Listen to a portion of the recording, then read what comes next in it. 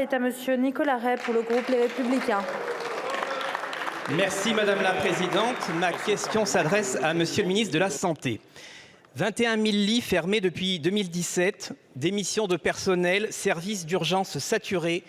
Tels sont les symptômes de la crise profonde que traversent nos hôpitaux, notamment dans nos territoires ruraux.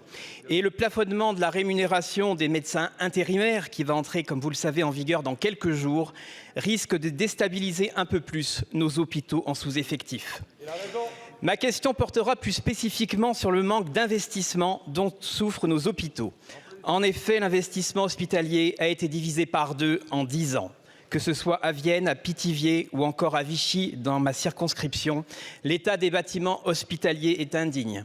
À l'hôpital de Vichy, un garde-corps est même tombé du 3e étage du bâtiment de pédopsychiatrie qui est en état de délabrement.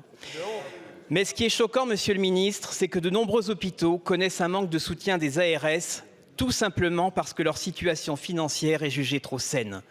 Lors du Ségur, l'hôpital de Vichy n'a pas pu bénéficier pleinement des aides à la reprise de dette, uniquement parce qu'il n'atteignait pas le taux d'endettement requis. Et à ce jour, le projet de construction du nouveau bâtiment principal est toujours en attente du soutien financier de l'ARS. Visiblement, dans le système actuel, on préfère sanctionner les bons élèves. Monsieur le ministre, plus que des plans à répétition, nos hôpitaux ont besoin aujourd'hui d'une ressource budgétaire pérenne et dédiée à l'investissement, comme l'a d'ailleurs recommandé la commission d'enquête du Sénat. Alors ma question sera simple. Comptez-vous enfin assurer un financement stable, suffisant mais surtout équitable entre les différents hôpitaux de nos territoires?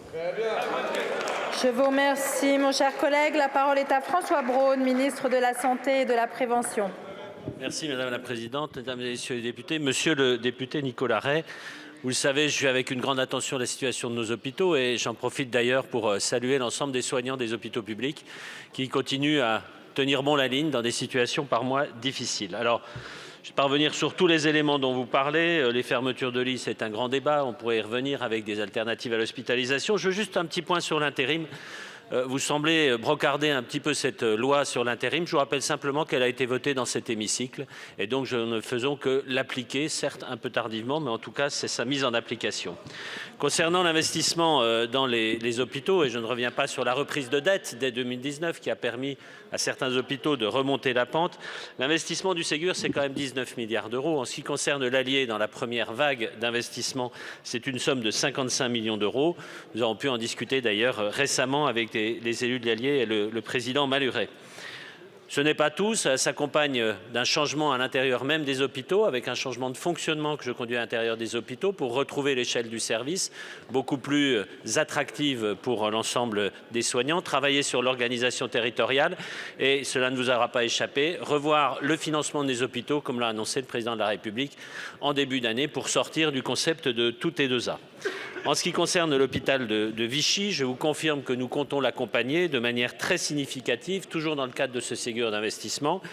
Le budget est en train d'être structuré et séquencé avec les élus autour de 130 à 140 millions d'euros sur une période de 5 à 10 ans. Ce budget fait suite à un projet médical porté par l'ensemble de la communauté médicale et bien entendu l'État sera présent aux côtés de l'établissement pour conduire cette rénovation du site de Vichy.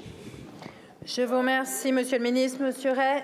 Oui, le président de la République a fait de nombreuses annonces lors de ses vœux au monde de la santé. Monsieur le ministre, nous attendons des actes concrets, des engagements précis. Il en va de la dignité de nos soignants et de la santé des Français. Je vous remercie. La séance des questions au gouvernement est terminée. La séance est suspendue.